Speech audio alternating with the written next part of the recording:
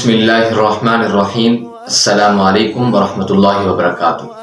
ناظرین مکرم، آج ہم بات کریں گے چاند رات کے بارے میں، یعنی لیلۃ الجائزہ کے بارے میں، جسے انعام کی رات بھی کہا جاتا ہے، جو رمضان مبارک کے اخیر عشرہ کے اندر اللہ تعالیٰ کی طرف سے مسلمانوں کو دی جاتی ہے۔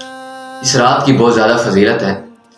جس طرح انسان کو اللہ تعالیٰ نے رمضان مبارک کا ایک پورا مہینہ دیا اور اس کا بھی اپنی فضیلت دی، اس کو اپنی فضیلت دی اور اس کو مقام دیا، اسی طرح یہ چاند رات ہے، اس کو بھی ضائع نہیں کرنا چاہیے۔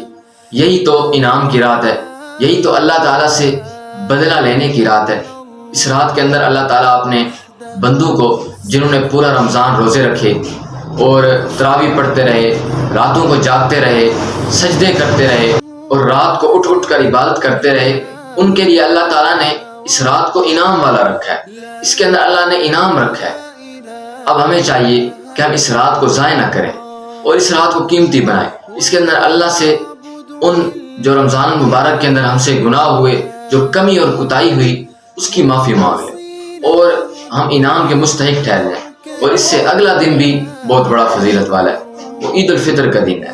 اس کے اندر اللہ تعالیٰ مسلمانوں کے تمام گناہوں کو بخش دیتے ہیں۔ سامعین محترم، دوسری بات کہ اس رات کے اندر، چاند رات کے اندر، مسلمان ایک اور غفلت یہ کرتے ہیں کہ عید کی رات باہر گھومنے پھرنے چلے جاتے ہیں اور بازاروں کے اندر اپنا وقت ضائع کرتے ہیں، عید کی شاپنگ میں لگے رہتے ہیں۔ ان کو چاہیے کہ یہ رات تو بدلے کی رات ہے، اللہ سے انعام لینے کی رات ہے۔ اگرچہ یہ رات رمضان سے نکل گئی، رمضان کی جو فضیلت ہے اس سے نکل گئی، لیکن اس رات کی اپنی فضیلت ہے۔ رمضان کی آخری رات میں حضور علیہ السلام کی امت کی بخشش فرما دی جاتی ہے۔ صحابہ نے عرض کیا، یا رسول اللہ، کیا وہ لیلۃ القدر ہوتی ہے؟ کیا وہ شب قدر ہوتی ہے؟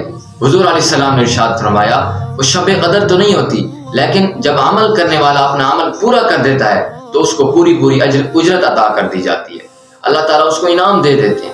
اس لیے ہمیں چاہیے کہ ہم اس رات کو بھی قیمتی بنائیں اور جو اپنے پیچھے رمضان مبارک کے اندر کمی کوتاہی ہوئی اور اس کی بھی اللہ سے معافی مانگیں۔ جتنا ہو سکے اپنے وقت کو قیمتی بنائیں اور دنیا اور آخرت میں کامیابی حاصل کریں۔ دعا ہے کہ اللہ تعالیٰ ہمیں اس رات کی قدر کرنے کی توفیق عطا فرمائے۔ جزاک اللہ۔